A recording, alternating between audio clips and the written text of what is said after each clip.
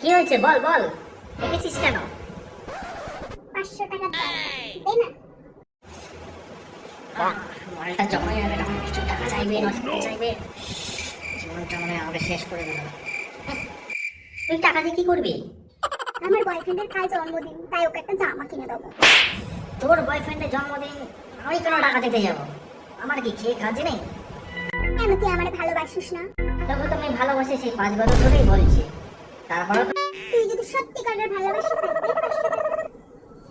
আমি কেন মরি না? বিপদে পড়লাম, ইমোশনাল ব্ল্যাকমেল।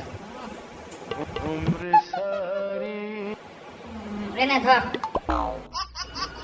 যাই, কাজ হয়ে গেছে।